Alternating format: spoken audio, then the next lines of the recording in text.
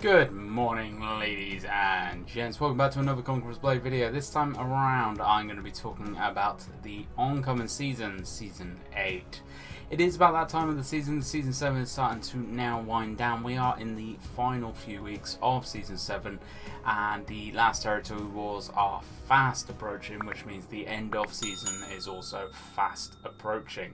Season 7 has seen an absolute explosion of players due to the sheer fact that it was the Viking season and people are hyped about Vikings and love Vikings, and a game which showcases Vikings, allows you to play as Viking units and has that kind of medieval kind of aspect to it anyway. A lot of people, I think, found the game eventually and actually fell in love with the game during Season 7. We are seeing the usual wind down of numbers right at this stage of the season, but that happens with every single season. I have to say though, definitely in the last few weeks there has been a buttload explosion of new players, which is really good to see, because even at this point of the game's life cycle, 2.5 years in, it's good to see that a lot of new people are still coming into the game, which is really good. So I want to tackle the elephant in the room first. Before I go any further with this video, I made a total and utter balls up when I was predicting Season 7, and I first said I did not think it was going to be Vikings, gave you a load of different reasons, and it proved out that I was totally wrong, which I'm kind of glad, because I quite enjoyed it. I quite enjoyed having a Viking season. I love the new Viking map as well. It's a really good map. And the units themselves, they have taken a bit of getting used to and learning how to play, but I think actually all of the units have their own unique strengths, which does bring a new dynamic and new variety into the game, which was much needed. So I'm going to approach the discussion of Season 8 a little bit differently than I have the previous few seasons. Previous few seasons I've just given you one outright prediction. Most of the time I've proven right, however Season 7 obviously totally wrong. I'm going to actually give you two this season. So Season 8, I believe, is going to be probably the biggest season to date for Conquerors Blade, and there's a few reasons why. With the explosion of players from Season 7, I think that Boom and Tech and my games very much enjoyed, which obviously they would, quite a big number of new players coming into the game. They also found that actually they needed to put something out there which would pique the interest of people and really set themselves apart from different games that are currently out there in the world. There's not many other games like Conquerors Blade anyway, but it was a very unique selling point having Viking units in the game, and I think to expand on that, to actually progress on that, they're going to have to do a similar thing with this season as well. But I think there's two very strong possibilities of what's going to be coming into the game. The first one is the one that is always widely bounded about, and actually it really does make sense for all the same reasons I gave in the video where I predicted it wasn't going to be Vikings. All the same reasons apply, but actually the fact that Vikings came in and the eastern regions are still locked off kind of strengthens now my argument that it may be Samurai coming in to Season 8. Now, take everything I say with a pinch of salt. None of this is official news. I have not had any leaks or anything sent to me yet. I usually do, but I haven't actually had any leaks sent to me yet. These are just educated guesses of which kind of direction I think the game is going, and the direction of the game I think is going to have to go to keep progressively expanding and actually increasing the player base. So I think Samurai is a very strong possibility of coming into Season 8 for a few different reasons. The base Samurai units are already in the game. They have been in the game since literally the game was created, but they've never really been used other than in expeditions. And it's a real shame, because these are going to be unit models and stuff that have been or have had a lot of time spent on them to make sure they're working, and I have seen unit cards as well for these Samurai units, so they have obviously spent a bit of time actually already creating different Samurai units as well. It makes a lot of sense as well, because actually you do not lock off regions in a game for a considerable amount of time for nothing to happen with them. So the fact that two regions now have been locked off for over 2 seasons being Mao Yang and I always forget the other one, the one with Dai Chang in, the southern one. I believe personally they are going to really hammer home the point that actually these regions are going to have either been changed up or they've had new dynamic features put into them, such as Ostaria with the Fief raids and the Ruined Fiefs.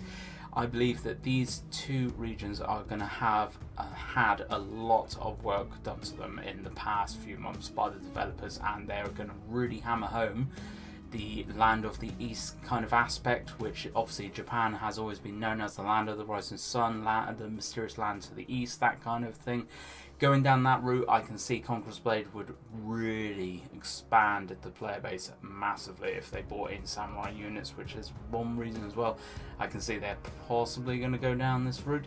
Not only have the current player base been shouting out for samurai for ages, you've got two eastern regions which have obviously had a lot of work done to them as well, but the amount of samurai films in the recent years, samurai culture, samurai kind of TV shows that have come out in the last few years, there is obviously interest in samurai culture, in all of that kind of stuff.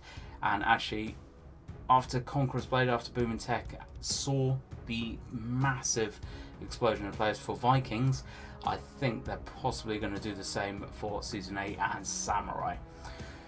However, like I said, take everything with a pinch of salt. At best, they are educated guesses looking at kind of what's going on in the game and the kind of direction they are going.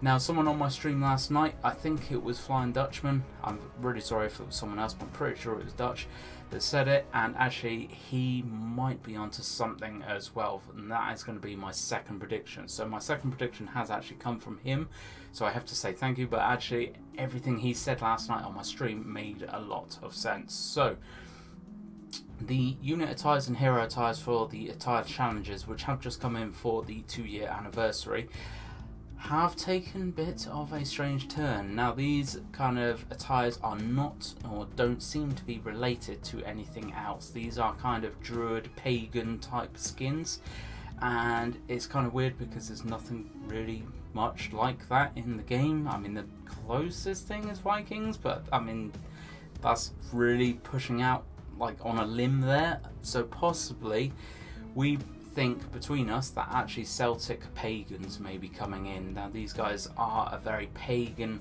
kind of orientated culture. They're into druids and things like that, which is what the skins are actually named. And these are guys that obviously they're pagans, they worship paganism, they're all about nature, all that kind of stuff. I am a little bit ignorant to it. I'm not 100% on kind of the pagan culture and everything, but just looking at those different skins and actually the regions which have been locked off, it does make a bit of sense as well to see maybe these coming in as well. If I had to put money on it, I would probably go more towards Samurai at this point, just because of the sheer fact of the Land of the East makes more sense, and I personally believe the attraction of new players into the game, knowing that there's samurai and samurai units and that kind of stuff in the game, I feel would be more than Celtic pagans. But I have been wrong in the past. It may be neither of those two. There may be something totally wild and wacky and out there that someone or no one has actually predicted. That's happened already a few times, but I would say it's possibly going to go down either of those routes. As always, folks, let me know what your thoughts are as well. I know a lot of people do make predictions about this time of the season for the next season, and it's always good fun to actually predict and see how close we are when the new season actually gets announced and everything. The Season 8 release date, personally, I believe is not going to be until early July, because the tournament is running July 17th until, I think it's like July the 23rd or 24th or something. I think they'll probably have a break of a week after that as well, and then July, I think, will be the next season. Season 8, I believe, will be in July, early July time. I don't think it's going to be a really fast turnaround like it was for this season from Season 6. Just because of the different things that are happening in between that kind of time period. But as always, let me know your thoughts down below. Let me know if you think I'm kind of on the right tracks, or if you think I'm totally off on the wrong tracks again, and you're thinking something totally different, let me know down in the comments below. Give me the reasons why as well, though. Don't just say a culture. You've got to actually have a bit of kind of evidence or a bit of theory behind it to actually predict it. And let me know the reasons why, because I actually really do enjoy seeing some of the different cultures and theories that people come up with for the new seasons. As always though folks, thank you very much for watching this one. I hope you've enjoyed this one, and as always, if you could hit that like button, hit that sub button, share this video around, all that lovely fan-do-be-tastic stuff, and I hope to catch you out on the battlefield.